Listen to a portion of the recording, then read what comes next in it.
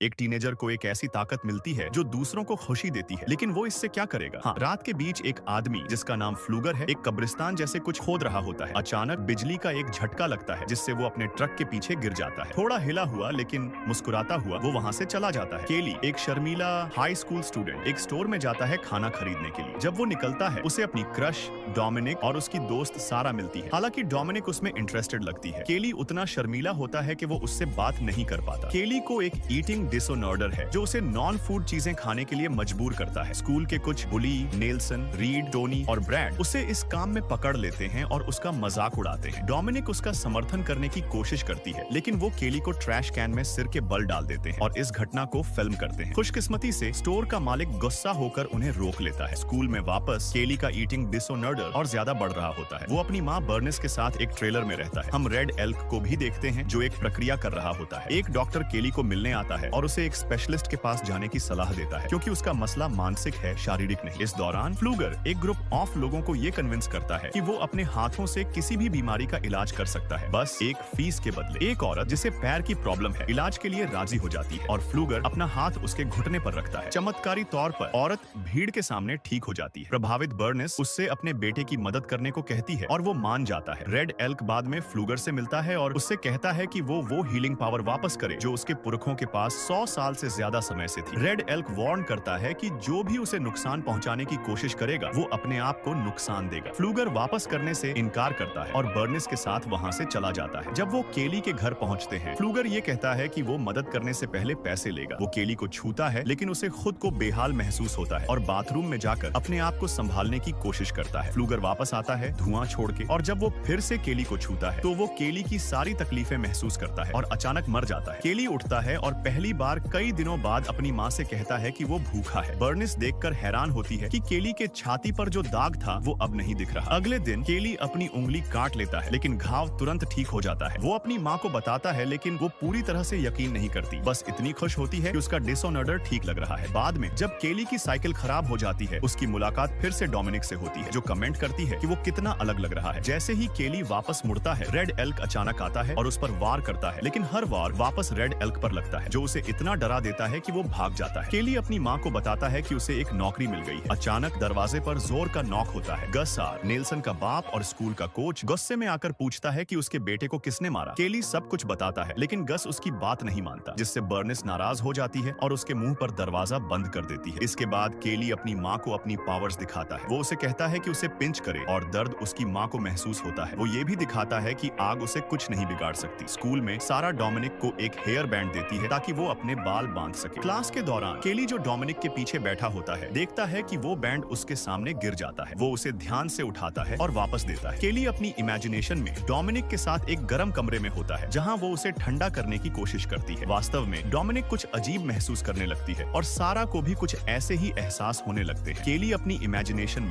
Imagination में Dominic और सारा को अपने से लिपटा हुआ देखता है, जिससे दोनों ज्यादा उत्तेजित महसूस करने लगती हैं, जब तक कि सारा क्लास में एक आवाज नहीं निकाल देती। केली अपनी कुर्सी से गिर जाता है और तुरंत वहाँ से निकल जाता है, जबकि दोनों लड़कियां हैरान रह जाती हैं। उस रात सभी बीच पर मिलते हैं जहाँ नेल्सन और उसके दोस्त डोमिनिक को तंग कर रहे होते हैं। केली ये देखता है और उसकी रक्षा करने के लिए आगे आता है। लड़के उसे धमकाते हैं लेकिन अब अपनी सुपर पावर के बारे में जानकर केली को कोई डर नहीं होता। गस अपने बेटों को पीछे हटने को कहता है लेकिन साथ ही केली को ये भी वार्न करता है कि जब उसे सच पता चलेगा तो वो क्या करेगा। गुस्से में केली अपनी साइकिल उठाता है और चला जाता है। ब्रैड और उसके दोस्त अपनी स्पोर्ट्स कार में उसका पीछा करते हैं और उसे डराने के लिए बहुत करीब गाड़ी चलाते हैं। एक वक्त ऐसा आता है जब केली अपनी साइकिल से गिर जाता है और गाड़ी से टकरा जाता है, लेकिन चोट ब्रैड को लगती है। हैरान होकर बाकी लोग गाड़ी से बाहर निकलते हैं, एम्बुलेंस बुलाने की कोशिश करते हैं, लेकिन जब वो केली को बिना किसी चोट के देखते हैं तो वहाँ से भाग जाते हैं, ब्रैड को पीछे छोड़कर। बाद में केली अपनी शर्ट बदलता है और देखता है कि उसके घाव तुरंत भर रहे हैं। डोमिनिक और सारा रोड साइड पर छोड़ी गई कार ढूंढ लेती है और केली को बिना किसी खरोंच के देखती है। वो उन्हें सब कुछ बताता है। आखिर में पुलिस केली की माँ बर्निस के साथ वहाँ पहुँचती है और शेरिफ ग्रुप से सवाल करता है जो झूठ बोलते हैं कि केली ने एक्सीडेंट इसलिए करवाया क्योंकि वो कार के सामने आ गया था। अगले सुबह डोमिनिक केली को हिंट्स देती है कि वो उसे मूवी पर बुलाए, लेकिन वो समझ नहीं पाता, इसलिए आखिर में डोमिनिक ही उसे इनवाइट कर लेती है। इसी बीच नेल्सन और उसके दोस्त बदला लेने की योजना बनाते हैं। उस शाम केली अपनी माँ के साथ होता है जो तबीयत खराब महसूस कर रही होती है, तो वो उसके लिए दवाई लेने निकलता है। बुली उसके ट्रेलर के बाहर इंतजार करते हैं और जैसे ही केली बाहर निकलता है वो अपनी योजना पर काम करते हैं। वो ट्रेलर के नीचे वाले हिस्सों को ट्रक से बांधकर खींच लेते हैं, जिससे ट्रेलर जोर से गिरता है और बर्निस उसके अंदर फंस जाती है। टकराव के कारण गैस लीक हो जाता है और कुछ ही पलों बाद ट्रेलर फट जाता है। जब बर्निस अभी भी उसके अंदर होती है, केली अपनी माँ को आग से खींचकर बाहर लाता है, लेकिन देर हो चुकी होती है। बाद में हॉस्पिटल में शेरिफ केली का सामान वापस करता है। रेड एल्क शेरिफ से मदद मांगता है अपनी उस पावर को वापस लेने के लिए जो उसकी कौम की है, लेकिन शेरिफ उसकी बात पर विश्वास नहीं करता। अपनी माँ को अलविदा कहकर केली फ्लूगर की ग्रेव की तरफ दौड़ता है। डोमिनिक उसका पीछा करती है। वो उससे कहती है कि ये गलत है, कि उसे जाना पड़ रहा है। फिर उसके गाल पर किस करती है, जो केली को इतनी हिम्मत देती है कि वो डोमिनिक को वैसे ही किस करता है जैसे उसने हमेशा सपना देखा था। लेकिन फिर डोमिनिक को समझ आता है कि क्लास में उस दिन जो अजीब अनुभव उसने महसूस किया था, उसके पीछे केली ही था। तो वो उससे अलविदा कहती है और चली जाती है। केली फ्लूगर की ग्रेव पर उगाए एक पत्ते को खाता है, लेकिन तुरंत उल्टी कर देता है। सारा, जो दूर से सब कुछ देख रही होती है, ये सब देख लेती है। बाद में शेरिफ केली को उसके नए टेम्पररी घर ले जाता है और बताता है कि लगता है केली की माँ के ट्रेलर का सपोर्ट एक्सप्लोजन से पहले छेड़छाड़ किया गया था। तभी केली उन लड़कों को देख लेता है जो उसकी माँ की मौत के जिम्मेदार हैं, जो उनके सामने से तेज गाड़ी में गुजर रहे होते हैं। गुस्से में आकर केली कार से कूद जाता है। वो ग्रुप नदी की तरफ जाता है जहाँ टोर पानी में जंप कर देता है। केली उसके कपड़े ढूंढता है, उसकी शर्ट का एक टुकड़ा उठाता है